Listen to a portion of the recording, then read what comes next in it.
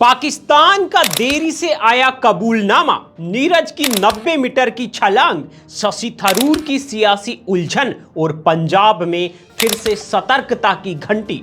दोस्तों, आज की खबरों में कुछ ऐसा है जो सामने है और कुछ ऐसा भी है जो पर्दे के पीछे है। इन सभी खबरों पर एक एक बात करते हुए शुरू करते हैं आज की टॉप ट्रेंडिंग खबरों का ये बुलेटिन। आज की सबसे बड़ी और चर्चित खबर पाकिस्तान से है, जहां प्रधानमंत्री शहबाज शरीफ ने 7 दिन बाद एक बड़ा कबूलनामा किया है।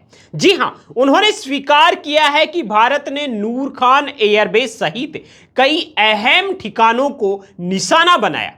उन्होंने बताया कि उन्हें आधी रात को सेना प्रमुख जनरल असीम मुनीर ने फोन करके इस हमले की जानकारी दी। अब शहबाज के इस कबूलनामे ने कई सवाल खड़े किए हैं। पहला सवाल तो यह है कि पाकिस्तान ने सच को क्यों छुपाया। दूसरा सवाल यह है, क्या यह कबूलनामा उनके देश में बढ़ते आंतरिक दबाव का नतीजा है। और तीसरा यह है, क्या भारत की इस कार्रवाई ने क्षेत्रीय शक्ति संतुलन को बदल दिया है। तो दोस्तों, इन तीनों सवालों को लेकर विशेषज्ञों का मानना है कि पाकिस्तान की अर्थव्यवस्था और आंतरिक अस्थिरता के बीच शहबाज शरीफ के पास सच को स्वीकार करने के अलावा कोई रास्ता ही नहीं बचा था। अमेरिका, सऊदी अरब और यूएई जैसे देशों ने पाकिस्तान से पारदर्शिता की मांग की थी। साथ ही पाकिस्तान की सेना ने भी इस हमले की जिम्मेदारी अपने सिर पर नहीं ली और इसी के चलते पाकिस्तान को यह सच्चाई सबके सामने रखनी पड़ी। खैर, पाकिस्तान के इस कबूलनामे को आप कैसे देखते हैं, कमेंट में हमें लिखकर जरूर बताएं।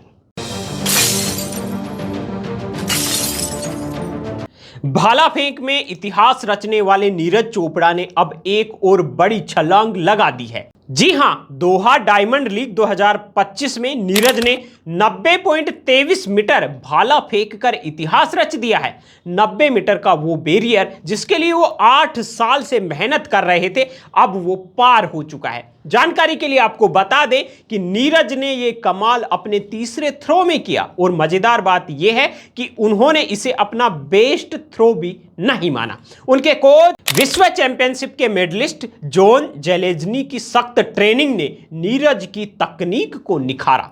नीरज ने रनअप थ्रो की गति और सटीकता पर घंटों पसीना बहाया। लेकिन दोस्तों, नीरज की राह आसान नहीं थी। खबरों के मुताबिक उन्होंने अपने सपनों के लिए निजी जिंदगी को भी पीछे रखा। शादी और रिसेप्शन की तैयारियों को टालकर वो ट्रेनिंग पर फोकस करते रहे।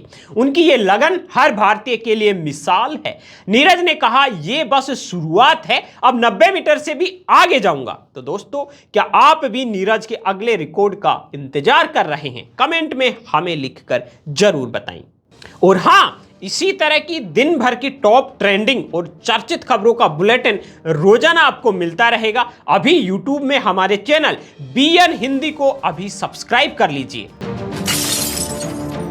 भारत सरकार ने ऑपरेशन सिंदूर और सीमा पार आतंकवाद के खिलाफ देश का पक्ष दुनिया के सामने रखने के लिए 7 सर्वदलीय डेलीगेशन का गठन किया है। लेकिन इस बीच ट्विस्ट यह है कि इनमें से एक डेलीगेशन की कमान कांग्रेस सांसद शशि थरूर को सौंपी गई है और यहीं से शुरू होती है सियासत। कांग्रेस का कहना है कि हमने थरूर का नाम इस प्रतिनिधि मंडल के लिए भेजा ही नहीं। दूसरी ओर सरकार का पक्ष साफ है कि थरूर को राष्ट्रीय प्रतिनिधि के तौर पर शामिल किया गया है, न कि किसी दल के नुमाइंदे के रूप में। दरअसल थरूर पहले ही ऑपरेशन सिंदूर की तारीफ कर चुके हैं, जिसे उन्होंने राष्ट्रीय हित में जरूरी बताया, लेकिन उनकी पार्टी ने इसे लक्ष्मण रेखा पार करना करार दिया। सूत्रों के मुताबिक यह डेलीगेशन संयुक्त राष्ट्र सुरक्षा परिषद समेत कई देशों में जाकर भारत का पक्ष रखने वाला है और थरूर यह भी कह चुके हैं कि राष्ट्रहित की बात हो तो मैं पीछे नहीं हटता। लेकिन सवाल यह है, क्या यह विवाद कांग्रेस के अंदर की दरार को और गहरा करेगा? भारत में एक बार फिर सुरक्षा को लेकर चिंता बढ़ गई है।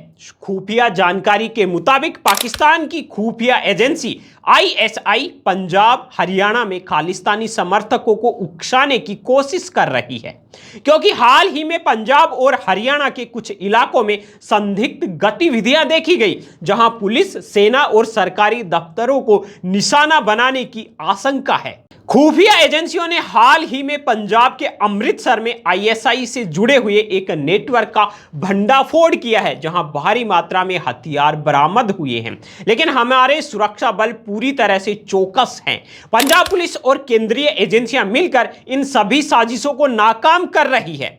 हाल ही में टीबा नंगल कुल्हार के जंगली इलाकों में एक ऑपरेशन में संदिग्ध सामग्री है वो जब्त की गई। यह दिखाता है कि हमारी सरकार और सेना किसी भी खतरे से निपटने के लिए तैयार है। दोस्तों, आपसे भी निवेदन है कि अगर आपके आसपास आपकी नजर किसी संदिग्ध गतिविधि पर पड़ती है तो तुरंत स्थानीय प्रशासन को सूचना दें। कैसा लगा आज का वीडियो कमेंट करके हमें जरूर बताइए। अभी तक लाइक नहीं किया है तो एक लाइक कर दीजिए, शेयर नहीं किया है तो शेयर कीजिए, क्योंकि बहुत ही इंफॉर्मेटिव बुलेटिन है। मिलते हैं एक और अगले वीडियो में, तब तक के लिए देखते रहिए बीएन हिंदी।